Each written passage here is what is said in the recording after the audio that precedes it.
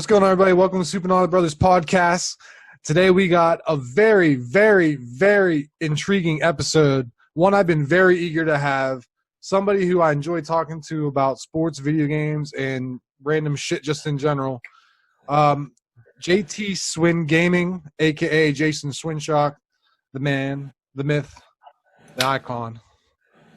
Also has the best hairdo. Well, not today. Well, not today, but usually you have a fire hairdo. Mine is going to be bad until Saturday, so everyone has to deal with looking at this mop. I'm leaving mine.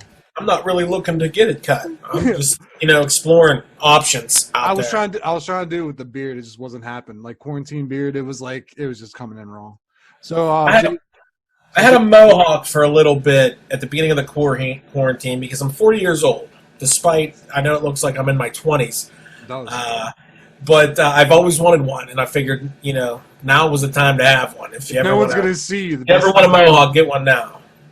All right. So I want everyone to know a little bit about you, JT. So how about you tell my fans a little bit about yourself, because now you're a part of the pod now. So you got to be introduced. So go on with your bad self. Well, I tell you what, I've dabbled in the professional world as our paths crossed at GameStop for a little bit there when I was leaving the professional world, and of course I've been in film and media and video production since 2009, 2008 as well. I was always doing that on the side, and that evolved, of course, with my passion for gaming and things like that. I kind of switched gears a little bit. Everything takes money.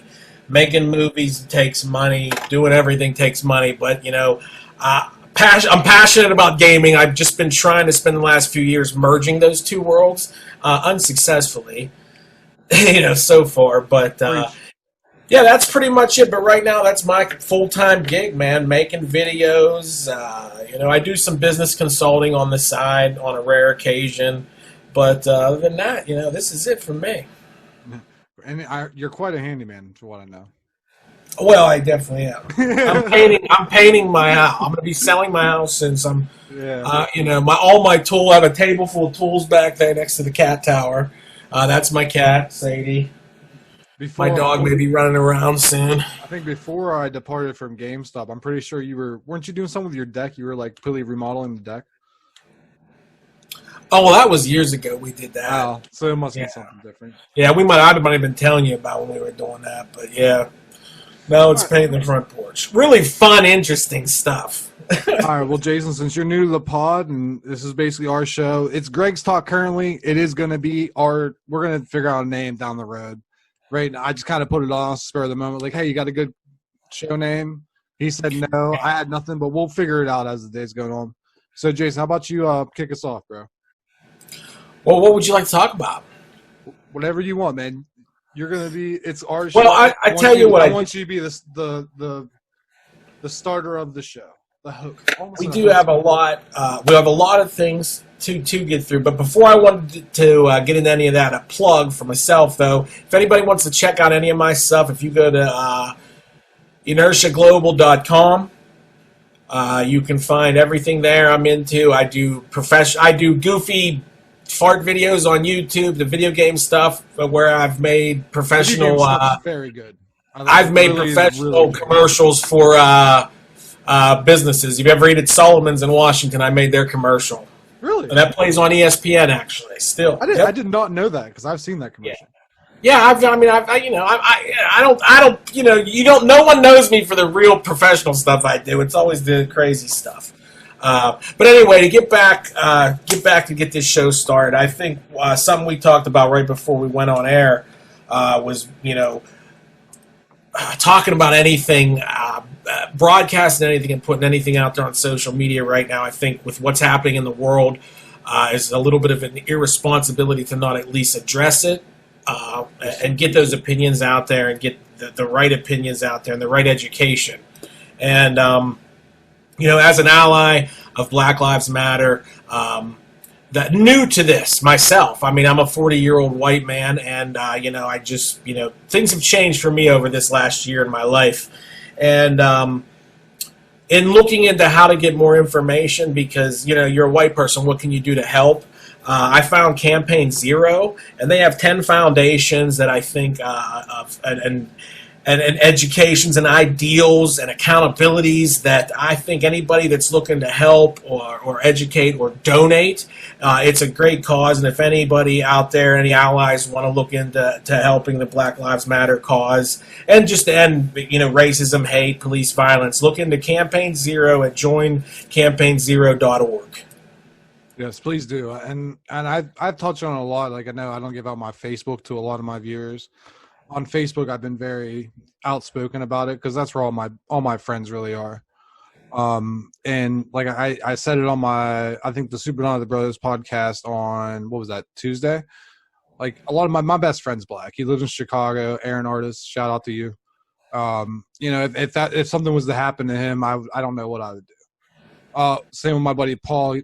Though he's like more Puerto Rican, but if anything was to happen to him, because it's not just going to be Black people. I get the all lives matter thing, but when you see it happening to just the same, I don't even want to say type, but like the same people, like, well, yeah, and how many times are we going to watch the police kill a Black man and then go, but don't riot. That's not the right way.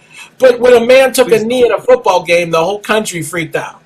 Well, you know what, and I've supported Kaepernick, and then in a sense I was like everyone else was bitching about it. I just kind of just like whatever, because you know what, it's those old white people who really don't care, and they just think that they're like the alpha, like and I have to deal with it, and it bothers me a lot, especially when I bring up like how much I love basketball and everything, and they're like, oh, you just like whatever, just being their racist selves, and I just have to turn a blind eye, but low key, like it disturbs me.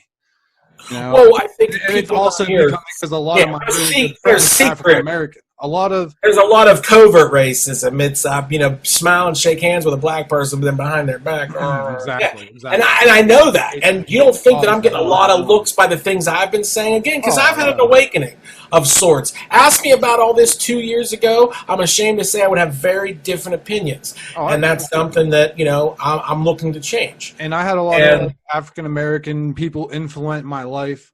And help me out as a kid. Like my one good friend Anthony Oliver's dad was our football coach. Like if anything happened to him, man, I'd be devastated because he was such a good man. He always looked out for me as a kid, and I was only maybe 10, 11 years old playing football. And he saw something in me, and he was like, "Dude, it's like you just gotta." And he always pushed me every day. He always said kind words. He always was nice to me, joked around, and that's what I needed. That's how I kind of took my life. Also, my parents, there was this one guy, he worked at Shop and Save. I'm sorry, I can't remember your name. Great person. Always said nice things about my parents. Anytime I see him, he always dapped me up, said what's up. Like, and there's not an African-American person I've met that ever was disrespectful. I mean, and it's just the idea that the police keep attacking these people and thinking they're getting away with it. We're just going to have another George Zimmerman on our case, if you really think about it. And that's what I don't want, because that's not what those African American people deserve. Like I love Black people. Let's be real. Yeah, and like I said, I really don't know much about getting out there and helping and doing it. But to learn how to be an ally, I think all white people need to really look at it themselves. I did, and then it's an ego check, and I'm almost a brainwash that you have to kind of see through. You have to see the narrative, the false narrative. That's being presented to us. And just like I said, if you want to look into it more, joincampaignzero.org really helped me out. Yes. I answered a lot of my questions, and I really like what these people had to say, and they're looking for support and to educate out there, because that's the answer. But I didn't want to keep going on this, and we both said we didn't want to go in on got to be sympathetic, but I don't really want to keep bringing news updates every week. Talking about pop culture and video games is how we pay the bills, and we still got to pay the bills. So, well, more of the story is 2020. Let's end racism, please. So, 2020. It's 2020. Yeah, like we already got the COVID. Can we just end? We already got that going on. Last thing we need is racism. Let's end. The Mayans may have not have been wrong. If you look at over thousands of years, to be 8 years off is not that bad of a percentage if considering it thousands of years. That's not bad. I'm just saying. This could be the 2012 that they were talking about. Let's get into something I'm a little excited about. You, not so much. But let's get into a little. PS5 is going to be revealed next week. It was actually supposed to be what? It was today? Thursday, yeah. Yeah, so today. Chad Whitlatch would know. Chad Whitlatch would know, but I'm Yeah. almost positive it was today. We'll have to do a phone a friend next time. Well, but yeah, so that happened. It would have been this Thursday. They pushed it back. I believe it was COVID reasons, of course. And well, so we're going to be in suspense for that. I'm rather excited for it, and we'll get into something a little bit later that I'm considering. But I think Cyberpunk's going to be great for it. I'm excited for Last of Us 2. It's probably going to do what they did with Last of Us, where they're going to release for the PS3, and then maybe 6 months later when the PS5 is released, here it is. Here's your PS5. Yeah. Here's my vape. Just The call it. remaster And one. then, That's the one I put. And I don't like Cyberpunk's the one that I kind of wish they would push back a little bit further to be for the PS5, just because I feel like the Xbox One X is going to look better. But of course, all the PlayStation people are going to be like, "Oh, well." But I've said it when I've worked at GameStop asking about the Xbox One X and the PS4 Pro. The Xbox One X does have a little bit more superior graphics in my eyes than the PS4 Pro. And Cyberpunk would look and it's going to be such a pretty game that I'm going to want to play it on probably one of the best looking consoles in my eye. So the Xbox One X has a little bit of an edge on there. So that's why I would prefer if they put it on the PS5. If the rumors speculating that the PS5 is going to run 10 to 15 times better than the Xbox One X, I think they were saying. Yeah, but I guess it's just this. Believe me, I'm going. I want to get the new systems. I want to get the new games, but because you get. I stopped caring about stats and specs on systems since the 16-bit era. And I think that now I want to know more about, is this going to be 4K in a few years? Is it going to be 8K? I haven't played a PS5 or PS4 game first party and said, boy, this could look a little better. Have you? So I've never had the yearning of gotta have better graphics, gotta have better graphics, gotta have more. Well, and I know, the intricate systems behind the Cyberpunk game, and with what is it, CD Red Project? Yes, sir. The Polish company, the Witcher company. Go Poland. Go Polish. They're perfection. So if they're going to release it when it's done, I believe, and whether I get it for the PS4, it don't matter to me, or the 5. Xbox has let me down so much, the Xbox One, that I have written Microsoft out of my gaming culture. Really? Oh, okay. Yeah, and I know that there's the Game Pass, and the Game Pass believe me, I'm not saying this is a popular opinion. Well, yeah, a lot of people were, and we're gonna have those people who are like Team PS4 and Team Xbox. It's like, what was that movie? What was the Twilight movie? It was like, whatever. It's like kind of like, if you're on the werewolf lady's side or the guy lady. I'm just gonna say, Batman versus Superman. But what I mean? It's like that. So you're gonna have Sega Genesis and Super Nintendo in my day, and before that it was Pong versus Atari and Coleco. I don't want to go off topic, but now that you brought up Sega, the Super Nintendo, were you Team Sega or Team Super Nintendo? Well, I think if you were, I was a Sega Genesis, but I think if you were a Sega Genesis guy, you still looked at that Super Nintendo and was like, damn, that looks good. I had both in the end. Because I don't care who you are, you had to play Mario World and Zelda. And, Mortal Kombat 2 was beautiful, and it had the blood on. So, in the end, two great systems. I was a Sega guy, and I think when we go forward, we're going to have probably have a Sega day where we talk about Sega because, dude, I can go on and on. Are you known in some circles as Sega Greg?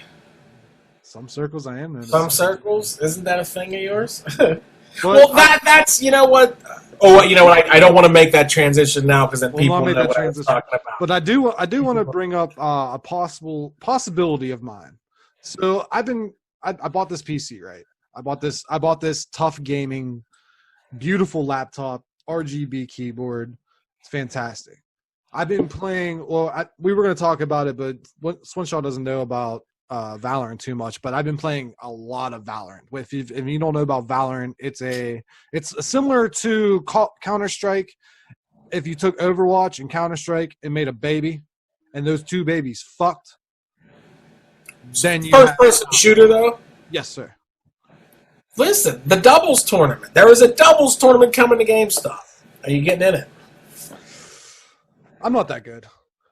But I would consider it. If I would have had an actual PC, I would consider it. Doing it on a laptop, I noticed my left hand hitting a WASD, I get cramped up a lot. And that's the only thing kind of holding me back from being fully committed to go into a PC gaming like master race. I guess that's what you can call it in a sense. So compared to my PS4, which PS4, PS5, Xbox, and such, because for some reason I can play a video game on my controller all day, but trying to use my WASD and all, like, sometimes it's like I think I'm just getting used. I have to get used to it, but man, my fingers cramp up after like a couple of hours. So that's the only thing kind of pushing me away from PC gaming. But man, some of these games and how the frame rates work. Oh, you know what? There's also Apex. There's always going to be the guys out there that want to push the systems and the overclocking and look at this case I built, and they've been around for 30 years. That's true. And then they talk about their like, oh, I got the brand new CPU. Yeah, it's a big contest for geeks and nerds, and I've been there and done that. But at the end of the day, as we get older, and you'll find this out shortly and soon in your life, the time for gaming is smaller and smaller. And even though that it's part of like what I want to try to do now, gaming for enjoyment is smaller and smaller. And so I think when I look back, and if I have 3 or 4 good Switch games, there's 500 hours there. You know what I mean? I still haven't beat Luigi's Mansion 3 yet, you know? And there's so much chain yet. If you have 2 consoles right now and you're getting a fairly decent amount and staying up to date, you don't need any more. And that's why guys like us are drawn to that GameStop. That, you know, where every other week we're trading in this to get that and then grabbing this game and trying this and play, you know what I mean? You got to have everything, and that becomes a habit. You know what my habit is I'm actually not trading any more games in. I refuse to trade any more games in because I just want them all. Because what I'm doing, and I'll get into this a little bit. We have enough time. So I've been buying old PS2 games, and I bought a PS2 console and old PS2 games I played as a kid. I'm trying to recreate my childhood almost. Yeah. So I'm buying like old PS2s. I have an Xbox 360 with a bunch of games I played on PS3 because I don't feel like paying for a PS3 because I can play Xbox. A lot of the Xbox 360 games, I'm not going to bullshit. They were a lot better. Okay, well, let's bring that right back to one of the things I am excited for PS5 is the backwards compatibility. Oh, did they confirm that? Because I don't know. That's the only thing I want to know. Well, I hear they talk about backwards compatibility. Then I hear another report that they're not doing backwards compatibility. So it's like I'm conflicted because if there's backwards compatibility, then yeah, I could probably trade in my PS4. I will not trade in my PS2 though. I think I have 2 currently. My buddy Donnie gave me one, and I bought it off a guy. So I don't know. I'm trying to give one to my brother, but he doesn't seem to want it. All right, PS5. Let me see if there's anything out there official right now. You know, I tried looking something. There's not really much except for the shit that you heard before. So it's all kind of like rumors and speculations. The newest news right now is from Tom's Guide. Sketchy PS5 leak teases backwards compatibility for PS2, 3, and 4. I still would like to play some original PS1 games, though. I still don't know. I don't know if how valid this guy is, but Tom's Guide, I don't know anything about it. Either way. He got a cheap plug. He's not reliable, but he got a cheap plug. We'll give him that. But yeah, so that's where I'm at. As far as like changing from console to PS4, PS5, or console to PC, or PC to PS4, PS5. But I'm more likely gonna get a PS5. I know you're gonna get a PS5. I know you can't. I know it's probably burning inside. He's like, yeah. But I'm gonna listen. Listen, when it comes out, I'm gonna go up or listen. I'm really big on Amazon and shit because they'll get me my games the same day. By 11 a.m., I'm usually playing the newest game. So, Did you have any problems with the PS5? That's what I want to know. I didn't see anything with it, but I think you had a hot take on it. You said, right? On the PS5. No, my point is I don't care about. I'm not going to get hyped up about this because every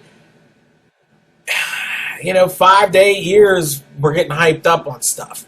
We're gonna play. I remember putting the PS4 in and plugging it in that night, and the network was down and whatever, and I just tried to play Battlefield 4. And I remember looking at the graphics going. And this was 1080p on my Sony. Everyone tells you about a gaming TV, but if you don't have a Sony 4K TV hooked right to your Sony PS4 Pro, you're not seeing gaming. Well, I got a Samsung, so fuck it. See, you're not seeing. Those two they're made to sing together. But I remember going, this is like I go, wow, this is good. And I've watched that. What is it? That Shadow of Mia. The new Warlord Samurai open world, 15. Ghost of Messiah. Yeah, I look at it, I go, okay. It looks like with the fast trees, it looks like Witcher 3, where every tree in the game, moves like this. I wouldn't say Witcher 3 because I've seen some of the screenshots for that Ghost of something. I can't say the name. Ghost of T, we'll call it. For Ghost of T, they look a little more advanced than Witcher 3, and then you also got. But tune in to get all your official gaming news. What's that game called? Which Ghost of Shishimi.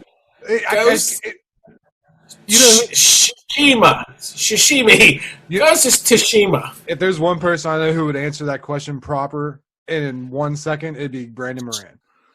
Oh, yeah, it is Shuijima. I don't even know how to say the pronunciation. Don't even make sense. Yeah, I don't get it. But Witcher 3 also was a 360 game that they remastered and still look fucking fantastic. But I think Ghost of T. Wait a minute. Wait, say that again. Witcher 3. It was originally a 360 game, wasn't it? No. Witcher 2. They went. Witcher 2 was the only Xbox 360 game. I don't think even The Witcher 1 made it to Xbox 360. Hey, look at that, because now I'm kind of curious. I thought it was. No, Witcher 3 was definitely this gen. Oh, okay. Well, I thought it was I thought they remastered it from the Xbox 360 PS. Maybe, I don't know. I thought I took it in on Xbox 360 from a GameStop. And they had a special downgrade edition for the Switch. Confused. You know what? That could be it. Listen, that's my best system. You can't bash a Switch. It's the you really can't. My Afterglow. Don't be jealous. Ooh, is that a Pro? Oh, that's not a Pro. This ain't a Pro. Well, it's the Afterglow Pro. Oh, okay. So you can put amiibos on that? Yeah. No, that's pretty cool. That either. That is pretty dope. I don't know what it does, and it's not even turning. I don't know what. You know what?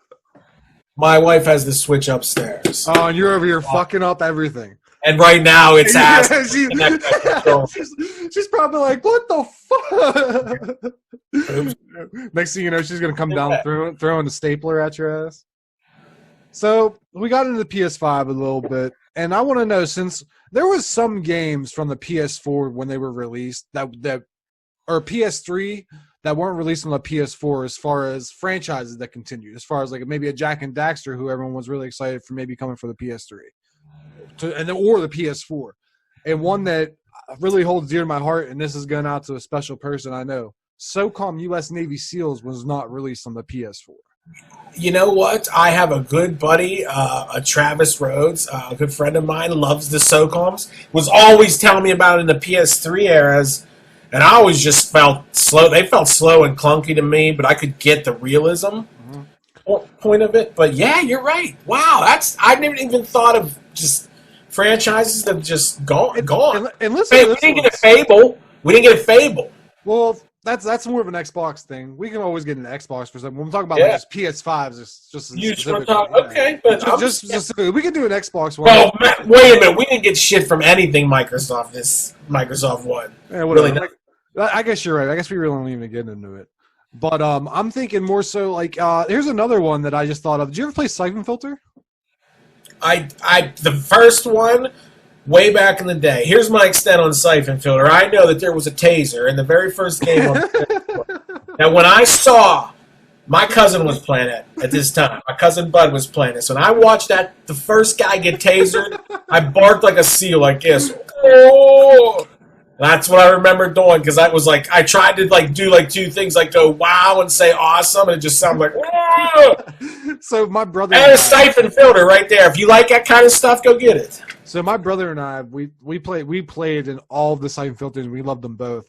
But the one thing that him and I always remember was taking this weird ass taser, and we just tried to see how long we can burn the person until it makes us stop. Yeah, that's what everybody did right off the bat. I don't care who you are. And recently, I didn't really play too much on my PS2, so I bought the Omega Strain for my PS2. So I'm really excited for that. That's another PlayStation. That's actually I'm gonna say more of a PlayStation 1. For the PS2, it was kind of a little bit of a flop, but for the PlayStation 1, like that was like a solidified like PlayStation game, Siphon Filter. Well, Parasite Eve too kind of died off too, and it was like PS1, PS2, and then PSP, and then gone. I think or so. I don't know. But I like that. There's a lot of like Dino Crisis should come back. That was always a good one back in the day. So I'm trying to think of some other good ones. Listen, PS5. What could we say that people are looking for news? We're all gonna go out and buy it. Mm-hmm. You know, I mean, the Microsofts they're gonna hate on it. It's gonna be slower. I mean, come on. I'm excited. I'm not really excited for the whole 8K thing because I recently just bought a 4K TV, and I'm like, I'll be so mad if I have to buy a fucking new TV. Well, hold on now. If you're the type of person that's regretting that, don't get involved in PC gaming because you're gonna chase that tech dragon. True. Every 3 or 4 months, you're going to be looking at new video cards.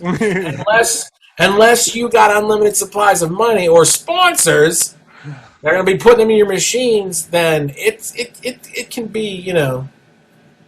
And I know you just don't want to play the games. You want to go out and tell everybody, I died on Doom Eternal, but I ran it at 900 FPS. You know. That's true. Like I think my buddy recently.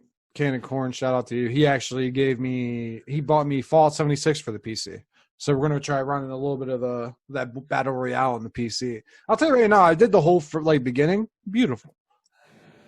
Yeah, well, you know what though? Even for like the PS4, and I liked it a little bit better. And I'm gonna go back to where I think the graphics are a little bit better on the Xbox One X. I think it looked a little bit better with the way the trees moved and everything.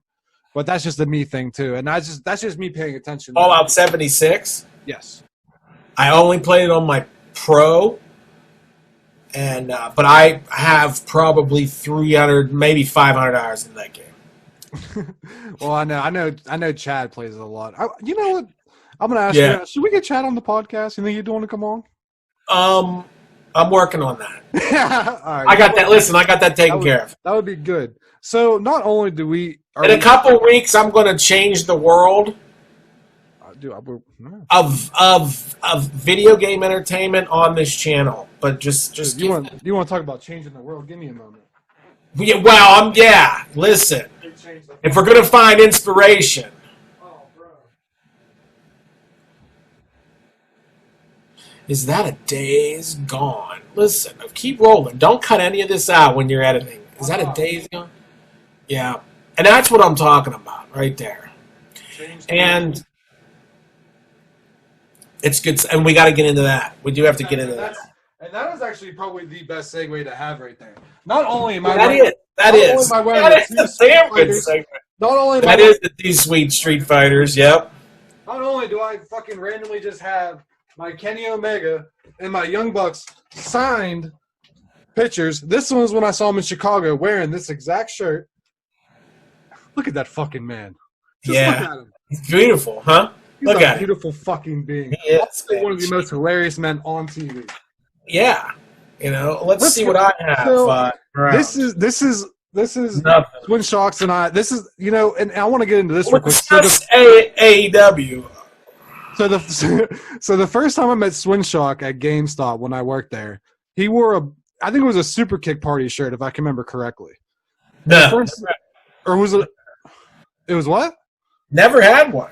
I think it might have been the Switchblade shirt. You were like, I like it, but I don't like Jay White. I think no. Because if it wasn't a Super Kick Party shirt, then it was definitely I have your the OG Bullet Club shirt. I have a zip up hoodie that I. Yeah, it wasn't a hoodie though. It was an actual shirt. And I remember just looking at you, and the first thing I did was throw the too sweet at him. We too sweeted, and ever since then we've just been cool. People too sweet me randomly all the time. I love it. Like, does it make you feel good though when it happens? Like, yeah, do not so much anymore since the cease and desist. Not so much anymore. But you can still do it. People point the shirts out, you know. Yeah. And this is not an Inner Circle shirt. This is an original Guns. That's an original Guns N' Roses. Yeah. I actually did not plan to have all this AEW / Being the Elite stuff on, but I just happened to have it on, and I think I used that for a lost episode that we have of the AJW. So that's why they're off the wall. I think it was obvious that I would have worn it, so I didn't. That's a good. I think everybody was waiting to see what the hell I was going to do with my hair, and I'm like, yeah, episode 1 you ain't getting. Listen. Don't shoot your load early. All right, maybe by episode 7. So I gotta save a lot of my takes for AEW just for our show on Saturday.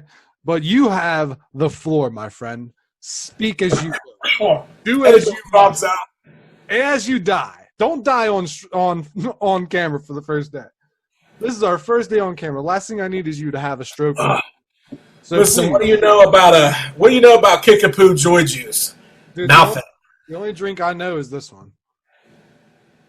The problem is you're gonna have to censor that one, but Kickapoo is one of my sponsors. All right. Ooh. And listen, Kickapoo Juice, Kickapoo Joy Juice. Get that kick. All right, and that's what that's about. Dr. Pepper always gets free ads until they sponsor me. Listen, I want to, since I'm getting everybody involved, and my mission statement right here is what I want to discuss with you with AEW is obviously, I think every show has been phenomenal. There's some ups and downs. I'm invested, even in characters I didn't think I would like. I mean, I've come around on Jon Moxley. I really think this Brian Cage stuff is cool. Now let me stop you. Chad Whitlatch a year ago was saying, you know who we need? We need this Brian Cage, and I'm like, he's a big baby. So you weren't sold on Dean Ambrose or Jon Moxley before? That's blasphemous to me. I hate Dean Ambrose. Oh my gosh, how can you hate that man? It's like the Stone Cold 2.0. I like the Shield. I liked the Shield, then they broke the Shield thing up. Then I liked Seth at first as a heel, and then it all just got so bad. Well, his face. I do not acknowledge WWE on this podcast, and I asked to be taken out of every WWE segment. I'm actually working on trying to make sure that's a thing with Matt. Because when he's talked about surprise roll-ups and stupid shit, and I watched Ups and Downs on Monday and all last week, and I was just like 37 in 27 weeks, 37 surprise roll-ups. Who's keeping count? Simon Miller is. Well, I think the biggest thing that I want to talk about what I don't like, because I think we could sit here and list, and any AEW fan could list a billion things you love and you like, but things I don't like. I don't like the Elite being not a cohesive faction and being. I understand breaking away from the Bullet Club and the NWO and the Too Sweet and all that shit and being your own thing, but your own thing is nothing. Do you understand that? I don't. They're tweeners. They always will be, but I don't like. I want to see the Elite like the Inner Circle, and maybe they're waiting for Marty to get there. I don't know, but he's the head booker of Ring of Honor. $750,000 a year. Which smart move, you know what I mean? And he's willing to work. He was on BT last week. Dude, I was so mad when they had that segment. He was in there and nothing happened. I was like, no. Well, it's a step in the right direction of Ring of Honor and AEW working together. And that's super cards are always great if done right and booked respectively. That goes way back into the 80s and 70s. of wrestling, and that's what I like, ultimately. But I don't like Cody Rhodes' character right now. I don't know what it is. I really don't know. I understand if you want to have your Dusty Rhodes Southern champion run, I get it, but I just feel a little kicked in the balls because you're not the guy that we got on we jumped on his back and believed in. You know what I mean? I understand you can't win them all, but here's the thing. I saw the little edge, and he's tough now, but I don't get it. I think taking him, like not having him, like I love Broken Matt Hardy, but putting him in the Elite over, it just not. I don't like the narrative of everybody in the Elite. That's it. I'm gonna say this real quick. I love the Elite. I always will till the day I die. Having Matt Hardy in there, it's cool. It's not the Elite with Matt Hardy in there. You're a whole different entity with Matt Hardy in there because Matt Hardy is a completely different character than anybody in the Elite. The fact that Cody Rhodes kind of stepped away from the Elites, it is a little like bumming to me because he was probably one of my favorite people to watch there besides Kenny and the Bucks, really. Like Hangman's really good, but like Cody, when he was that heelish character with the Bullet Club, dude, it was so fun to watch him. When he was the American Nightmare. The guy that had the chip on his shoulder. The thing is like the chip's gone now. And I can understand that too, because where else do you go? Who cares about a belt now? Look at you. But and my thing about Cody is like I'm always gonna love Cody. I've met him numerous times. Great dude. I talk about that probably every fucking time on this podcast. But I like the face character. I like the heel character. I just like the heel character more. I mean, I'm a heel. Yeah, I'm a heel guy. When it's right. But sometimes there's guys that I think that are better faces than they are heels, and vice versa. So I'm gonna write some guys down here real quick, and I wanted you to give me your thoughts on them. And I'm gonna give you the first one, Jungle Boy.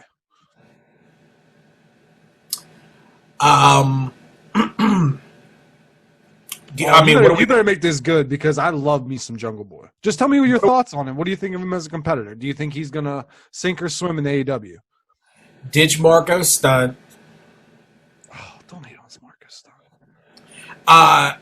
Listen, I like Jungle Boy. I think his kid has a great future in the business. We need to decide if we're gonna from Jim Ross's narrative to who he is in the ring, and we need to decide whether we're gonna keep calling him Jungle Jack Perry because I believe the kid didn't want to be known as the kid of Luke Perry. Yes, exactly. So I don't know if we're gonna go with that narrative. We can make this kid a sweetheart. He has the face.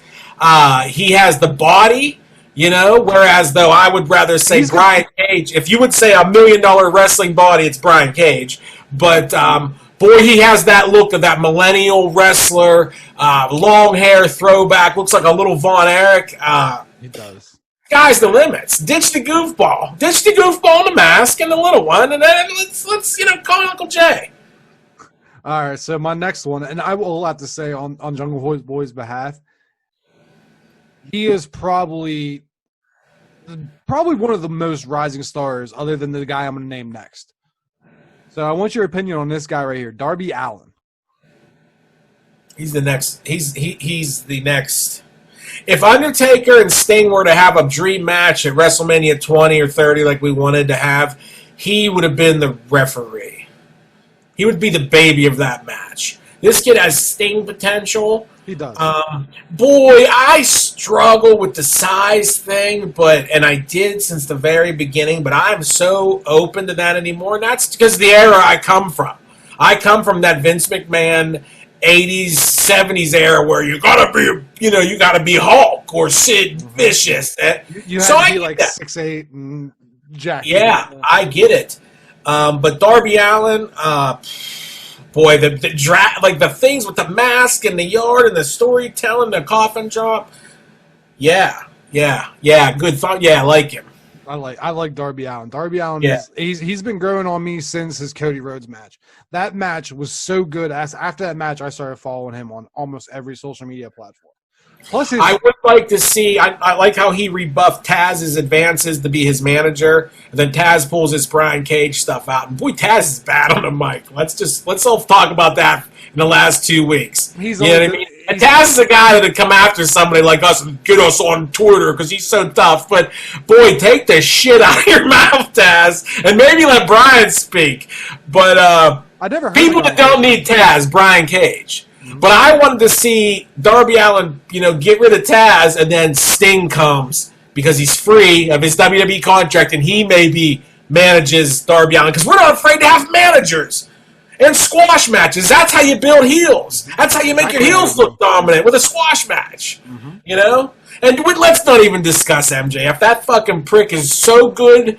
I don't want to be in a highlight reel of people on the internet talking about how great he is one day. So he's damn near perfection. That's Reborn. That's the truth there.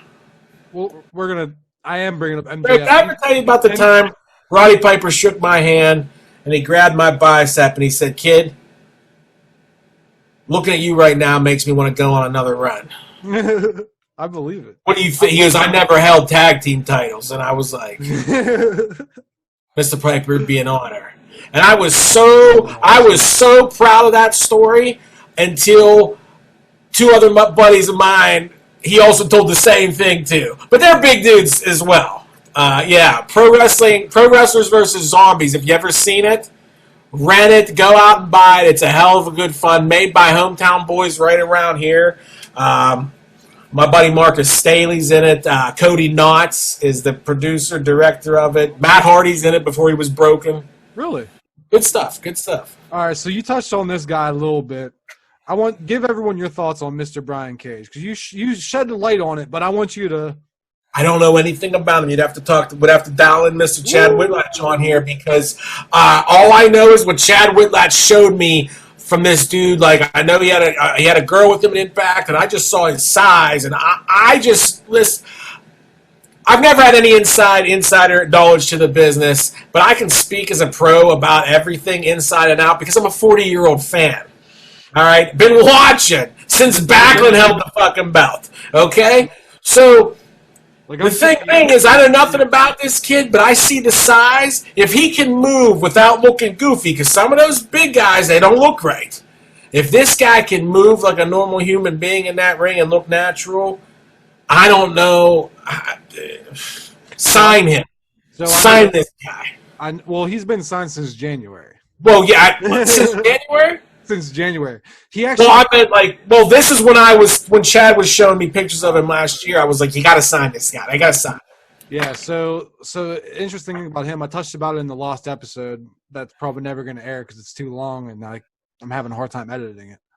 Send it to me. We'll have to do a Dropbox. I can quickly edit shit. I believe it. So Brian Cage, he signed in January. He was injured, I believe, during an Impact taping, or he may have just got injured. I can't quite remember. So he signed with AEW in January, and they actually were nice enough they took care of his. Yeah, they gave him basically like, all right, whenever you come healthy, we're gonna give you a run at Moxley. And this is a fan's opinion. But I did hear that he did sign with them, and they did take care of him. Like that's reported, that's known, and he's been signed since January. Nice. From what I've seen of this guy, we're getting an athletic big man, sort of like if you took Apollo Crews but made him sort of like Brock Lesnar, by the way he moves around the ring. Yeah. Like, you don't see a guy that big jumping off the top rope that quick.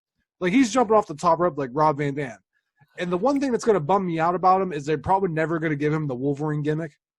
Because the man, if you look at him, looks like Wolverine. Like, as soon as you see him, you're like, that's fucking Wolverine. No, it's Brian Cage. I didn't see it, but I can see that now. Go back and look at some old pictures of Brian Cage with the mutton chops, dude. Also, okay. That might be I can see him with that. Because you know about my mutton chops. I love me mutton chops. Do you? No, I don't, but hold on. I love me some mutton chops, bro. I love me some mutton. You know what I mean? Gotcha. Duly noted. You know who inspired my mutton chop game? And I tell him this every time I meet him. An old goat? Matt Jackson. Never heard of her. It's a guy, Young Bucks. Never heard of her. Get the fuck out of here. All right, next. So it's good. So I got what? 1, 2, 3. I got 5 more for you. All right. We're gonna go Luchasaurus. Because Luchasaurus is one of my favorite big men. Because he's another one he's still bigger and more adapting to his body, I think, a little bit. Because if you notice, some of his kicks, they're a little delayed. They're not quick. But everything he does looks good. And he's a big guy. He's got a good look to him. And if you would have told me somebody was going to come out with a dinosaur mask and be as over as he is, I would have told you you're insane. And then here comes Luchasaurus. And if you didn't know this about Luchasaurus, some fun fact, his gimmick was inspired by Dusty Rhodes. Everything that Dusty did wasn't gold. He did put Kevin Nash in a 7-foot guy in a big green outfit and called him Oz. Was that his idea? So that was Dusty Rhodes, and that's from Kevin Nash. I've heard that from Kevin Nash. So I'm not at this. Dusty's, I love me some of that. I love me some Luchasaurus. But either way, next wrestler. Pick a thing. Whether he wants to be goofy, or serious. He wants to be a martial artist, but then he's a dinosaur. And if we have to do the whole shtick where, yes, I can talk. I have a master. If I have to hear I have a master's degree, one more. I liked it when I heard it the first time, and then after 19,000 other times, I just said, this is it. It's very one-dimensional. And if I can get, you're right, those slow, loopy kicks, you can show me some. Be vicious, be anything but the sideshow freaks that the Jurassic Express is kind of right now. All right, so let's get into a little bit of the women's division before we go back into two of probably one of my favorite wrestlers in probably the heavyweight division. So I want to talk about Big Swole. Are you familiar with Big Swole? Yeah, who's her husband? I don't know who her husband is. Isn't it Titus O'Neil? I don't think so. Or did I make that up? You could have. Big Swole. No. She's been growing on me since she debuted in AEW.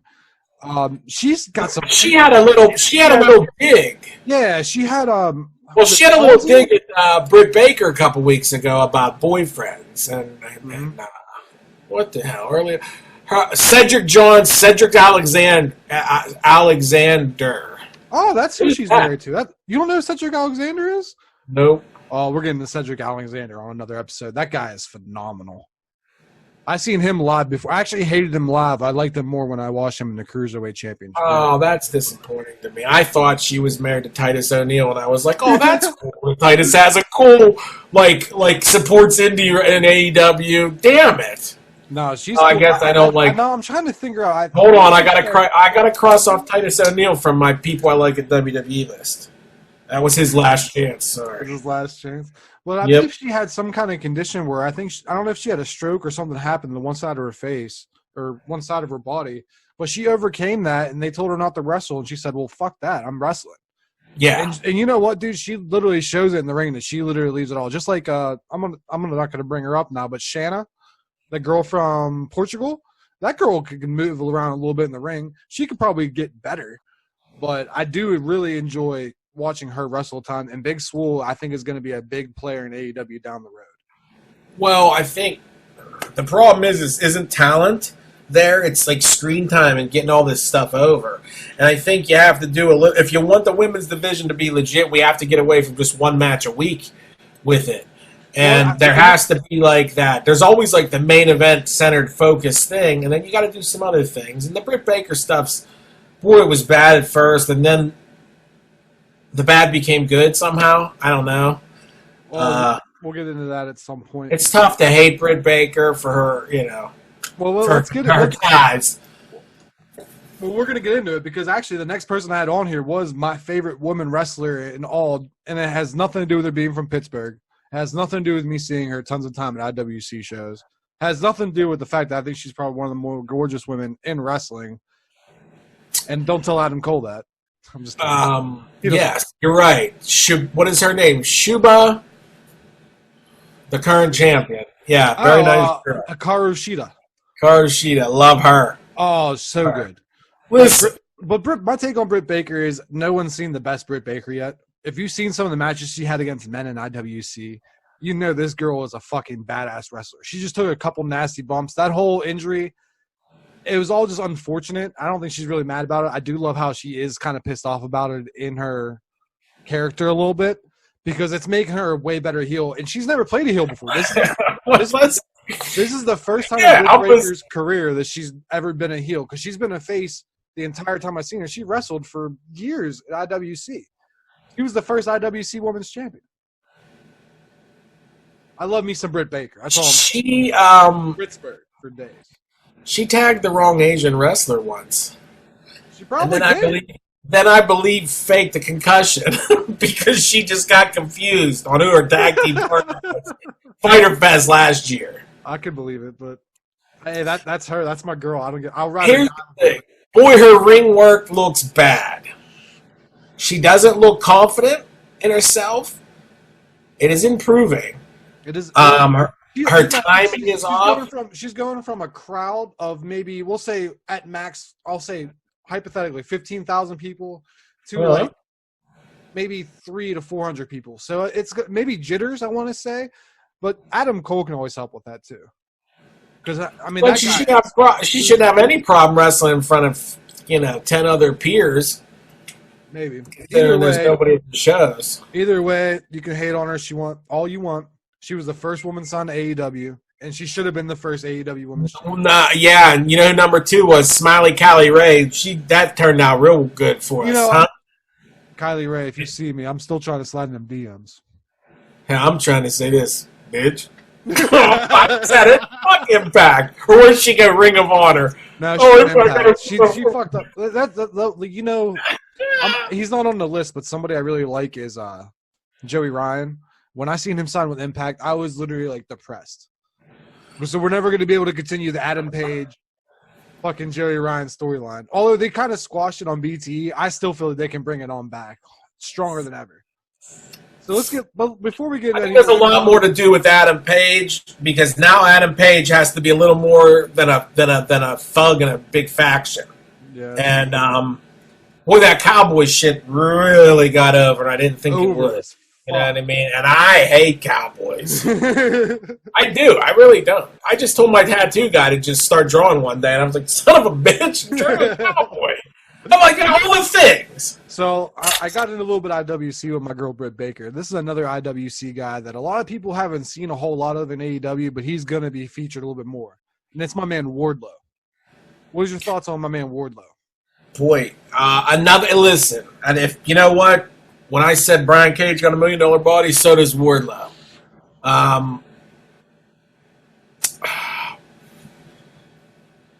I don't get his gimmick right now, but I think that just, taking a rub off of MJF is not going to hurt. When the inevitable Wardlow / Diesel turn on Shawn Michaels happens with, one too many times the diamond ring in the face and Wardlow's going to turn, I expect big things. I don't like his weird singlet because his nipples always it's like caught, and then Kurt Angle thing where he ended up doing the straps down. Yeah, I always hate that where those real thin singlets and they just rub on their nipples. Like Jesus. That's the one thing I do like about Jack Swagger's new ring attire. He doesn't have that. I'm glad he went away from that. Boy, I like Jack Swagger. I'm glad things are working out for him well. I've been saying I want great things for him for 5 years. Since We the People was floundering, I said, make this kid the next Hulk Hogan. Put him with Hogan, take him off, and then Hogan turned out to be a racist and basically, ruined my fucking childhood. But everything's cool over here. But, everybody else is certain. Well, they just banned Linda Hogan also from all the AEW shows. Hulk Hogan. Yeah, the tweet from Tony Khan. Yeah. Because she's an idiot, too. Well, I'm going to get – so your thought on Wardlow is you got her into on him? You can't wait to see him kind of push forward a little bit more? Let's really, really, it's going to take good writing with MJF. It's going to take genius writing to keep Wardlow right under that line and keeps writing Wardlow's eventual hero takeoff, and it could be huge. Wardlow could beat a Brian Cage. Wardlow pushed Wardlow could be believably beat a Jericho. You know, who was? I mean, let's talk about Chris Jericho. I have more. If we don't, I feel like if anytime someone mentions the word wrestling in the world, they should have to say Chris Jericho, and then continue with whatever they're saying. You understand me? So let me ask you, like, I know he beat Colt Cabana. We're big AEW guys, but what's the number one title you think Chris Jericho held that he's going to probably be notorious for it's probably his entire life? Because mine's being the first AEW champion way outshines being the first time undisputed. The first time we undisputed the undisputed titles of whatever. You know what I mean? I think he was the original WCW, WWF. When they unified, the first unified champ. And that's where I think he is probably one of his more, because that was the beginning of him being the first AEW champion. Because if he wasn't the first undisputed heavyweight champion and defeat The Rock and Stone Cold in the same night, which was phenomenal matches, by the way, phenomenal matches.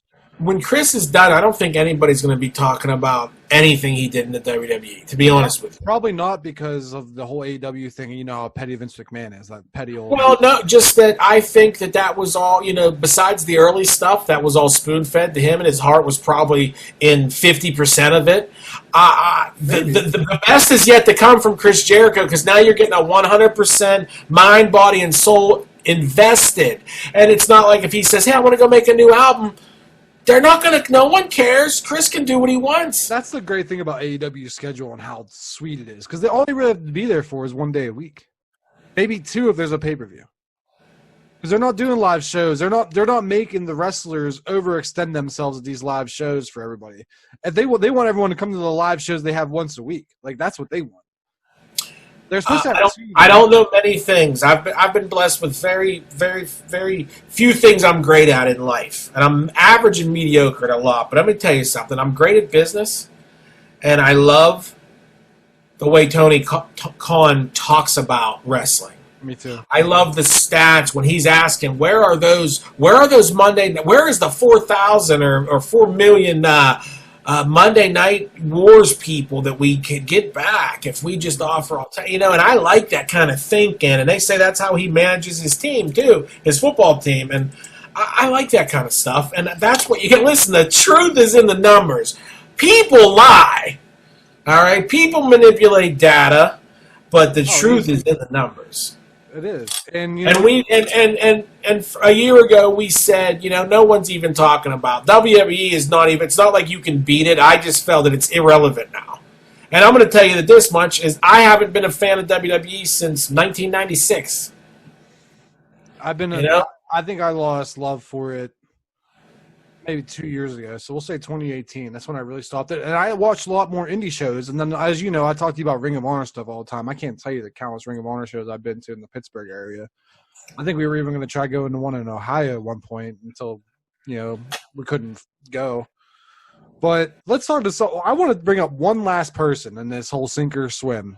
And we haven't even sink or swim anyone, but this is what I'm calling the segment. Yeah, you're going to be hard-pressed for me to find anybody I don't like. So – I'm going to talk about probably the best heel in all of wrestling. The one that you talked about earlier, but I want you to express to the people and see if you love MJF as much as I do. This guy is probably Ric Flair of our generation. He's probably the best mic skills since The Rock. His in-ring ability can always get better, but he's only getting better, especially since Cody Rhodes kind of mentored him for those first couple months. Only made him a better wrestler. And I think, and this is going to be a hot take a little bit, they're going to tease MJF versus Cody Rhodes for that TNT title probably until All Out. Well, eventually that'll be the big marquee, but I will say this about MJF. He is such a gift. Oh, yes. To the wrestling world and community that what we need to do is we need to stop talking about him, because I don't want to jinx him. This is what I don't want to do. I just want to sit back and enjoy the ride. Let's go back. Let's go back to where we can remember the first time Stone Cold, said, Austin 316. I remember I hated Stone Cold back then. I hated him. I remember it when he said it. It was King of the Ring against my boy Jake the Snake. Let's not even talk about We'll get The it. Snake Man, you know. But anyway, MJF is a precious, precious gift. I wish I could shrink him down and just keep him in a little treasure box, you know. And then say, when kids say, "What's, you know, Uncle Jason? What's real wrestling?" I just pull him out. I go, "This is wrestling. This is it." Ooh, I can't stand them. I can't stand. I know. That's Because if you can't stand your heels, then they're not doing their jobs. Well, I'm gonna leave it off at this. Who is probably the one heel on TV that you couldn't stand seeing? Let's see, heels. I know that, and you got a little bit longer of a selection than I do.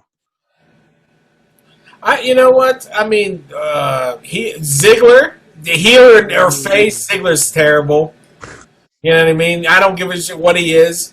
You know, not like performance wise. Like as far as like you see him on your TV screen, you're like, oh fuck, I have to watch this shit again. No, because I'm always for the heels. Okay, that makes sense. Like as I specialize in heels and heel psychology because I think that's the best. In the best times in wrestling, we've had the best heels. Mm-hmm. Well, when you can print money. I'm gonna go more so when I was a kid because that's whenever I was really believing in the heels and face. Now it's like you can like either or and be great with it. Somebody I really hated seeing on TV as a heel. Fucking Edge. Like because everyone that Edge was beating up is somebody I love. So like to watch it, I think it was at this maybe his 1 year reign he had. Watching him just to destroy all the guys I liked. I'm mature enough to tell you this is where my Edge knowledge ends. I'll tell you my Edge. When Edge went on his big run, I was a bitter WCW fan that kind of only watched WrestleManias every year and hated WWE because I said this is what it's going to turn into. Bullshit wrestling, and it did. Mm-hmm. And then everybody that supported that WWE shit in the Attitude Era left because it's boring, and now the guys that like WCW go, well, now there's nothing left for us until last October. Mm-hmm. But I missed Edge's best years. The last time I really known Edge, he was running around as a vampire in Undertaker's Dark Ministry, and I don't know, drinking blood with Gangrel. Gandalf the Vampire Man. That's it. Now, I have watched the Edge and Christian Totally Awesome show on the WWE Network when it first came out. I loved every episode. It was so funny. When they canceled it, I was like, "What are you doing? Like, do you not care?" Do I respect him as a performer? Yeah, but unfortunately, my spite, I missed his best years. Mm-hmm. So who's your favorite wrestler of all time? Tell everyone that. Oh man, it was Hulk Hogan. The NWO changed my life. Like when I saw Hogan, Hogan was a childhood hero of mine. And then when he turned heel, I was about that 15, 16-year-old rebellion teenage years. Yeah, like it was the coolest thing on the planet. Yeah, and then, you know, over the years, I think my personal favorites of people that I've really gotten excited was Hogan, Mr. Perfect always stood out to me. I do love me some Mr. Perfect. His matches were fun to watch. Good. He was so. I always thought the Bushwhackers were real fun to get into a match. They can go. Their just whole gimmick was weird. Roddy Piper, Bret Hart. I always liked Bret Hart over Shawn Michaels. I was always a Bret Hart guy. Last for one, you gave me like 6 already. Yeah. Listen, I also think that Kenny Omega, probably the best wrestler I've ever seen in my life, performer. But I also think that before it's all said and done, I think Chris Jericho will probably be my favorite of all time. More than likely, I think we're just still. It's like you can't say Michael Jordan was your favorite player of all time until you retire. You're like, you know what? I really miss me some Michael. Yeah, so I think Jericho's time's going to tell him, but I don't think he's going to disappoint us. I really don't. And I think you may know my favorite wrestler already. Can you guess it? I'm going to tell you right now, it's not Kenny Omega. He's my favorite modern day wrestler. Only because this guy when I started watching wrestling, this was the guy. Yeah, let me think here. I might bring him out for an appearance too. Trent, question mark. I do love me some Trent, question mark, then essentially is what I'm saying. Dude, put pants on next time we do a podcast. Oh, bro, I got shorts on. Jeez. Oh, yeah. WrestleMania 10, bro. Probably one of my favorite matches by this man. Well, listen, anytime, was he in the NWO? Yeah, he was. And I don't ever have to say that I loved him. I understand that. That goes for everyone except Disco Inferno. I liked Disco Inferno until he joined. Razor Ramon, Scott Hall was my favorite. When I got to meet him in Meadville and just sitting around, like, you know how, and Chad gave me a story about Ultimate Warrior, and I'm glad. I'm glad I didn't have that encounter with Scott Hall, because, man, I would have felt so devastated. But, like, when I got to meet him, like, he was so open. Like, I told him, I was like, hey, you know, when I started watching wrestling, you were the first guy I watched, and I don't know what it was, but I just, like, you were the guy. And then you went to WCW like 6 months later. So, like, I loved him. As a face, which is rare for me when he was Razor Ramon. And I always liked Diesel and Razor Ramon, and Shawn Michaels to an extent. But I'd say I was a Bret guy more. But I like them as faces too. And boy, when he came over as the end up like that, just solidified. He's one of my favorites of all time. It made me sad because I know if you really like a wrestler, it's either you like how they look how they wrestle, or you just like their finish. The Razor's Edge is probably one of my more favorite finishers of all of wrestling. And you know what? It's sad to see no one do it, but then again, it is kind of like a it's sacred almost. It's sacred. It's what do you do? You know, anyone gonna drop I'll do a leg drop? Well, isn't Lance Archer doing something similar to that? But instead but it's a hoist. But you got to look at like Archer's boys with Jake and DDP and Scott Hall, so they're all boys. That whole Nightmare DDP Yoga family, dude. So he's allowed. Plus, he was a Bullet Club dude, not officially, but he was a good brother. He was a good brother. I love that. That's what I'm saying. His dude's like, second cousins to Carl Anderson. You can't be more Bullet Club than that. You got to keep all of it. That's the authentic thing about my podcast. I do love me some Razor Ramon. So that's my favorite wrestler. I've never shared to say that he is. I know he had his drug problem, but he's better. And he looks so much good. Like, he looks so good. Like, I wouldn't put him out in the ring, but I definitely have him out there managing. And I'd like to see. And if you guys don't know about Scott Hall's son, Cody, check out some of his stuff. He's pretty decent. I'm actually a little disappointed New Japan hasn't done a lot with him. That's the last promotion I seen he was at. Last I heard some bad shit about him, though. Well, he had a real serious injury. It was funny. It was that night I met him. It was like probably, in Japan. So it's like, I don't know, whatever 8 o'clock is there. They called him there, and then he left the show early to go fly out to Japan to go see his son. And his son wrestle. Once I brought up his son, he was like blown away. He didn't think I even knew. But I'm like, dude, you're my favorite wrestler. Of course I'm going to follow your fucking legacy. I thought it was really cool when he joined the Bullet Club. Like he was a young boy or whatever. And then he got hurt. And then he kind of faded off because, boy, he was another big man, like a big enforcer like Gallows. And I was like, ooh, I like you got to have a couple giants in a faction. Plus, and not that second generation too. So yes, and plus you're automatically in. I think with that pedigree, But boy, what a good time! And I just kind of remember. Listen, I have a lot of friends that credit me with the guy that brings Bullet Club to the States, and I know you probably have a lot of friends that credit you as that guy. No, but really. People were like, "What the fuck? What are you talking about, Bullet Club?" I'm like, that fucking guy, your little boy on NXT, he used to run a fucking faction. It was like the NWO. Now AJ runs it. And everyone was like, what? I'm just trying to think. I'm like, dude, they even say Too Sweet. And everyone was like, no. I'm like, then I started getting the swag. Pro wrestling tees. Shout out. /Slim Shop. You got stock on Pro Wrestling? Yeah, get a Kickapoo Joy Juice shirt. They got that as on Pro Wrestling tees. I make it. It's in my basement. It's good. That's all. This is not alcohol. This is just a very sugary. I'd say pop. It's Joy juice. It's sody. Soda. It's not soda. It's Joy juice. Yeah, but it's damn good. It's not soda. It's not juice. It's juice. It's joy juice.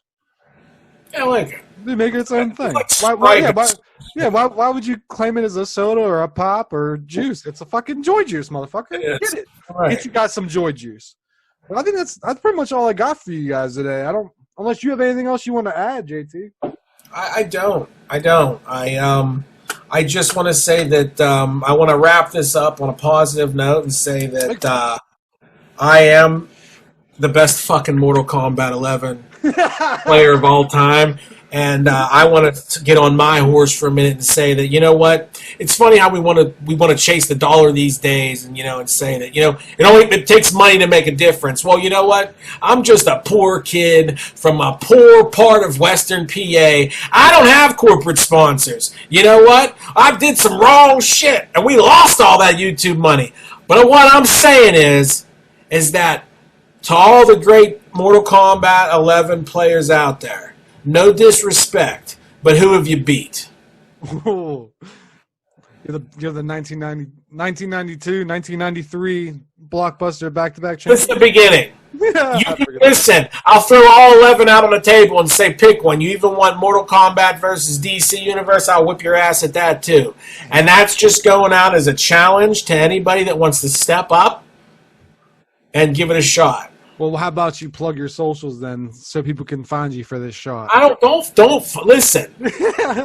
Listen, the first thing about me is if you really want some, come and find some. Okay? AK in the comments.